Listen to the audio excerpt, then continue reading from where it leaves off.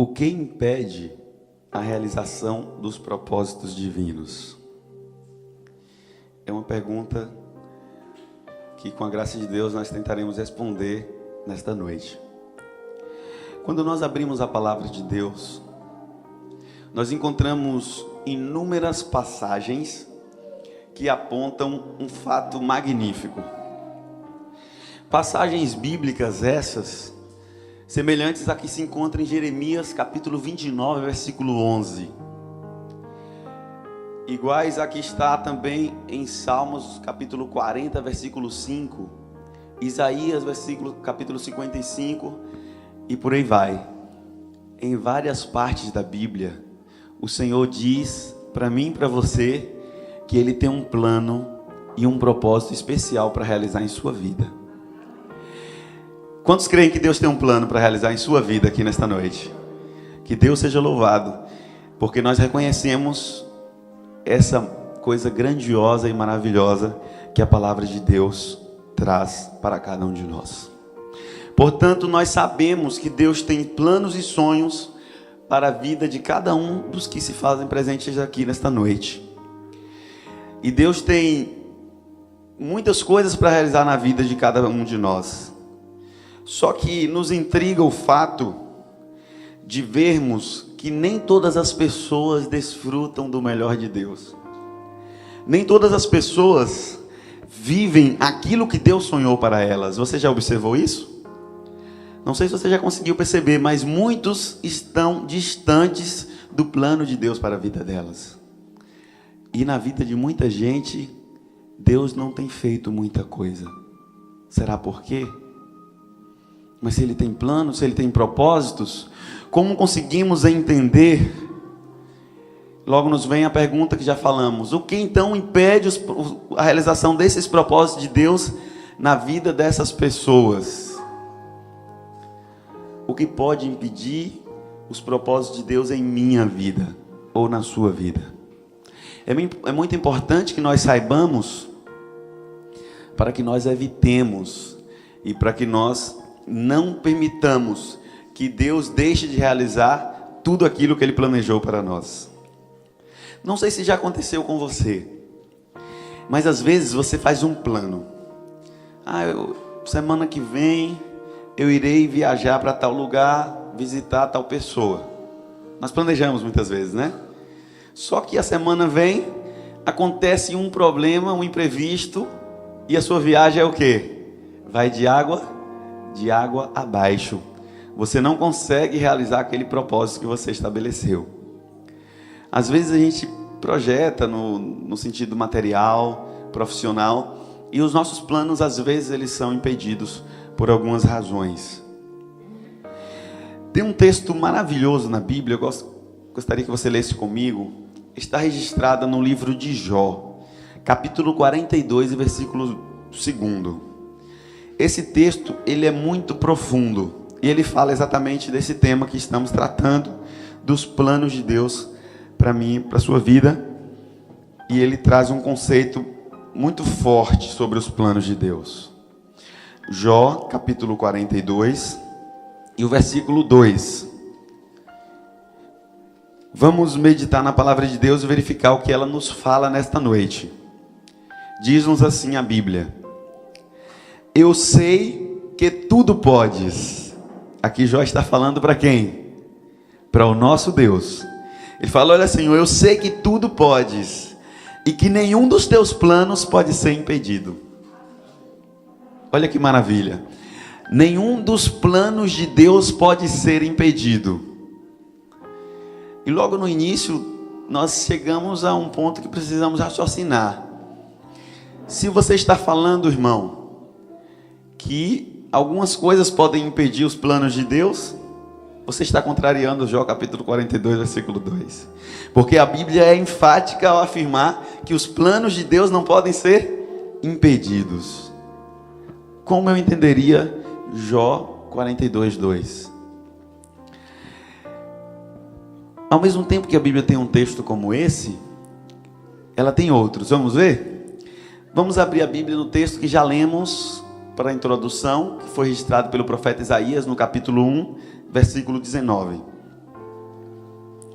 nós já vemos uma outra abordagem, que também é importante que compreendamos.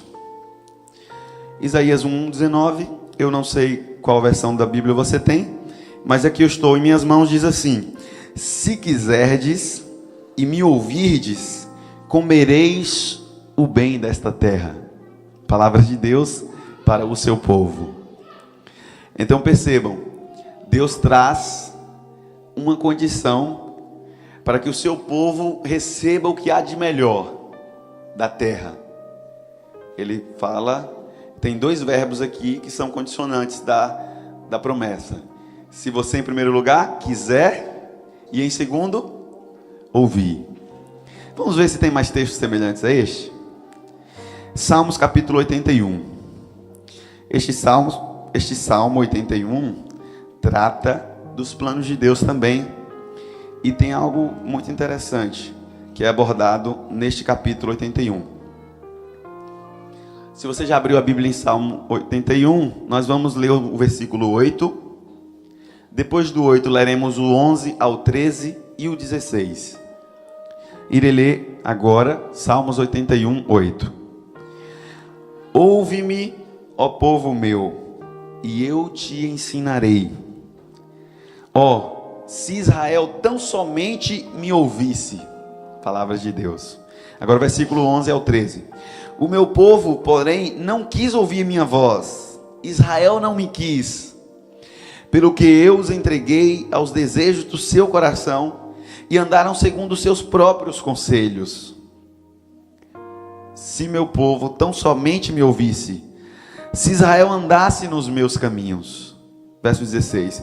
Eu lhe sustentaria com trigo mais fino, com mel saído da rocha eu lhe saciaria. Em um texto nós encontramos que os planos de Deus não podem ser impedidos.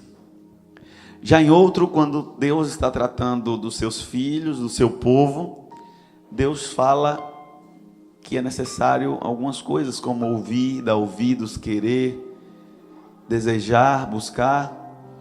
Como nós compreendemos então? Se eu perguntar para um de vocês, o plano que Deus tem determinado para a sua vida, vai se cumprir independente de qualquer coisa ou não? Ou depende de algumas coisas? Quem acha que os planos de Deus são absolutos e vão se cumprir independente de qualquer coisa, levanta a mão. E quem acha que depende de algumas coisas da nossa parte? Como então entender Jó 42, 2? Quando a Bíblia fala que nenhum dos planos de Deus pode ser impedido, ela está tratando sobre um dos tipos dos planos de Deus. Porque Deus tem muitos planos. Deus tem planos para mim, Deus tem planos para você, Deus tem planos para minha família, para a sua família, para a nossa igreja, para a nossa cidade, para a nossa nação, não é isso? Para a terra, para o planeta todo. Deus tem planos diversos. E em relação a alguns planos de Deus, que são gerais e universais, nada poderá impedir. Vamos ver alguns exemplos desses planos? A Bíblia trata categoricamente que Jesus fará o que pela segunda vez? Voltará. A Bíblia é muito clara. E esse é um plano de Deus que vai se cumprir de qualquer maneira. Eu não posso fazer nada para impedir a volta de Jesus. Você não pode. Nenhum homem pode. Porque Ele vai voltar. Deus tem um plano para essa terra, para restaurá-la, para tirar todos os vestígios de pecado que existem nela. E esse plano, ninguém consegue impedir. No momento certo, Deus vai restaurar essa terra mesmo. Ninguém conseguirá fazer com que Ele não realize esse plano. Mas já os planos de Deus com relação a pessoas ou a grupos específicos, aí que entram as condicionantes que a palavra de Deus trouxe e que a gente vai meditar um pouquinho sobre elas. Por exemplo, em Mateus capítulo 23, versículos 37 e 38, aqui nós encontramos um episódio no qual o Senhor Jesus chorou amargamente sobre Jerusalém. E as palavras que Jesus usou nesses versículos são muito significativas. Mateus 23, 37 e 38. Vejamos o que a palavra de Deus nos diz sobre esse episódio no qual Jesus chorou sobre Jerusalém. Jerusalém, Jerusalém, que matas os profetas e apedrejas os que te são enviados. Quantas vezes eu quis ajuntar os teus filhos como a galinha junta os seus pintinhos debaixo das suas asas e tu não quiseste. Agora a vossa casa ficará deserta. Nós vemos aqui o Salvador, o Filho de Deus, lamentando e chorando, porque pessoas desprezaram a salvação que ele veio oferecer. Ele está dizendo com esse lamento que ele não conseguiu salvar os judeus porque eles não permitiram. Não porque faltasse poder em Jesus, não porque faltasse vontade nele ou capacidade de perdoar e salvar, mas porque ele fala: Jerusalém não quis, não permitiu que eu abraçasse, que eu colocasse em meus braços e salvasse cada um deles. Jerusalém, por sua atitude, não permitiu ser salva por Jesus. Ainda sobre Jesus, enquanto ele esteve na terra, tem algo também muito interessante no capítulo 13 de Mateus. Nós já estamos com a Bíblia aberta em Mateus, nós vamos ler o capítulo 13 e o versículo 58. Aqui nós temos também outro exemplo prático de pessoas que impediram o agir de Deus na vida delas. Pessoas que não permitiram Deus realizar as coisas maravilhosas que ele pretendia. Vamos ver? O texto está tratando dos seus compatriotas, daqueles que foram criados junto com Jesus, daqueles que viram Jesus crescer, conheciam a família dele. E a Bíblia diz assim: e não fez ali muitos milagres. Por causa de quê? Por causa da falta de fé, por causa da incredulidade dos seus compatriotas. Os habitantes de Nazaré perderam uma grande bênção, perderam muitos privilégios por não terem reconhecido em Jesus o Filho de Deus, por não terem aceitado Jesus como Messias. E isso foi triste para eles. Pois sim, irmãos, os planos que Deus tem para nós sempre dependerá da nossa permissão, da nossa aceitação para que eles sejam concretizados. Como eu falei, os planos universais de Deus, eles são realizados independente de nós, mas de uma certa maneira até neles a gente tem uma certa interferência. Por exemplo, eu não creio que era para a gente estar esperando há tanto tempo Jesus voltar, mas por causa que ele ainda está esperando a gente, ele retarda um pouco, ele espera nós estarmos prontos, e isso retarda um pouquinho, mas não impede que ele volte. Assim como o rio ele tem o objetivo de chegar ao mar, e ele vai chegar ao mar de qualquer jeito. Só que às vezes o homem faz uma represa, desvia o curso dele, faz alguma obra, e o rio sempre encontra de novo o seu caminho do mar. Seria mais ou menos isso que nós fazemos em relação aos planos gerais de Deus. Mas o plano de Deus dependerá sempre de nós. Irmãos, já que a vontade de Deus, segundo está revelado na palavra dele, especialmente na carta de Paulo aos Romanos, no capítulo 12, versículo 2, lá fala que a vontade de Deus, ela tem 3 características. Ela é boa, ela é perfeita e agradável. Então, já que a vontade de Deus é tão maravilhosa para a minha vida, por que ele não realiza essa vontade em mim? Ele poderia muito bem falar: Clóvis, eu não quero saber o que você pensa, não quero pedir sua opinião, porque eu sei que você é humano, pecador, você não tem noção exata das coisas que eu quero para você, portanto eu vou realizar em você isso e aquilo, independente do meu consentimento. Por que ele não faz isso? Porque ele não impõe para que vivamos da maneira que ele deseja, porque essa é a melhor maneira, a forma melhor e através da qual seremos mais felizes. Por quê? O que impede de fato a atuação de Deus em minha vida? Quando nós estamos tratando desse assunto, às vezes as pessoas trazem algumas desculpas. Se você perguntar para alguém: olha, o que impede de Deus agir em sua vida? Às vezes essa pessoa vai abrir a boca e vai dizer: meus vizinhos, minha família, meus amigos, meu marido, minha mulher, N desculpas. E apontando pessoas como sendo responsáveis por esse problema, por impedir que Deus haja em sua vida. Mas eu quero dizer que isso não passa de uma desculpa esfarrapada. E não é ninguém que está impedindo a atuação de Deus em sua vida. Tire isso da sua cabeça se você pensa assim. Não é ninguém. Talvez outras pessoas digam: é o ambiente em que eu vivo. No meu trabalho, você não sabe como é difícil, o pessoal tudo muito mundano, muito preocupado com as coisas dessa vida, não liga para a palavra de Deus. A influência na escola é muito forte, as amizades na faculdade me influenciam para o mal. Os amigos no final de semana me chamam para o barzinho, enfim. O ambiente que eu vivo é um ambiente muito ruim, só tem pessoas que não querem saber de Deus. Outra desculpa esfarrapada. Não é o ambiente que impede a atuação de Deus na vida de ninguém. Não é. Até porque Jesus viveu num ambiente péssimo. Ele era morador de Nazaré, num lugar onde as pessoas nem sequer tinham boa reputação. Mas ele provou que o ambiente não impede nada em relação aos planos de Deus. E em terceiro lugar, talvez vocês fiquem pasmos quando eu falar para você que também não é Satanás que impede a operação de Deus em sua vida. Tem gente que tudo é Satanás. Satanás não deixa ela ir à igreja, Satanás não deixa ela ler a Bíblia, Satanás não deixa ela ir ao culto de oração, Satanás não deixa ela crescer na fé, não deixa ela vencer os problemas. Irmãos, não é Satanás que impede nada em sua vida. Não é ele. E não é mesmo nem sequer o pecado.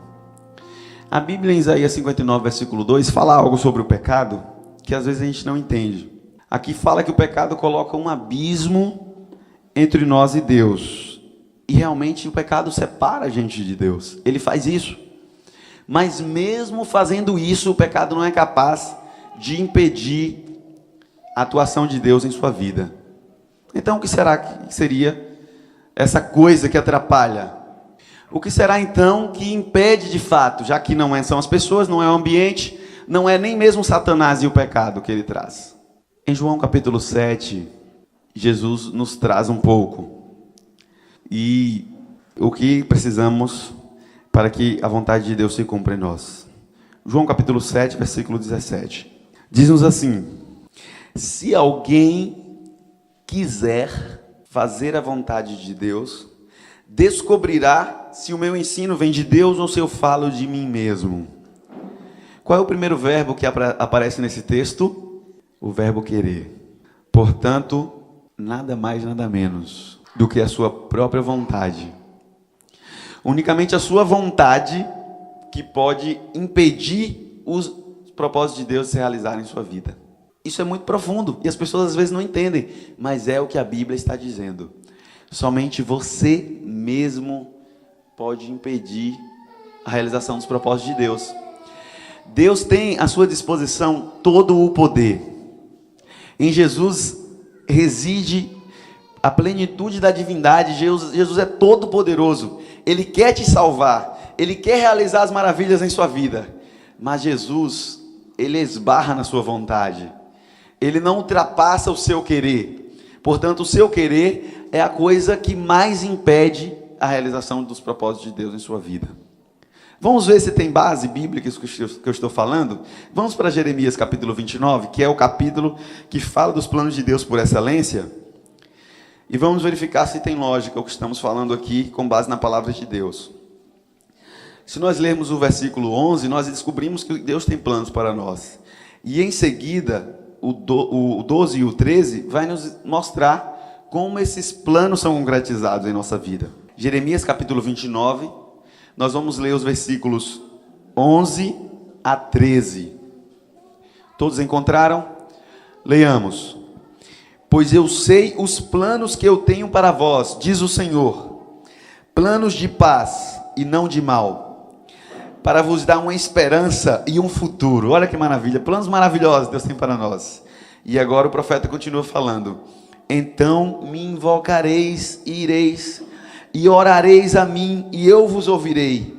Vós me buscareis e me achareis, quando me buscardes de todo o vosso coração. O profeta Jeremias aqui está dizendo para você mais ou menos o seguinte: olha, meu irmão, Deus tem coisas grandiosas para você. Os planos dele são muito profundos, são sublimes, e vai te levar a ter paz, esperança, um futuro brilhante, tanto aqui quanto na eternidade.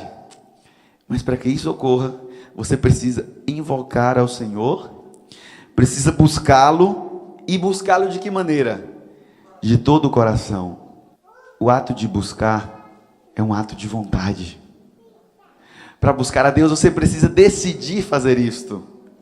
Você precisa querer buscar a Deus. Porque Deus não vai forçar você se ajoelhar. Deus não vai abrir a sua Bíblia e forçar você a lê-la. Deus não vai fazer coisas maravilhosas em sua vida sem o seu consentimento e vontade.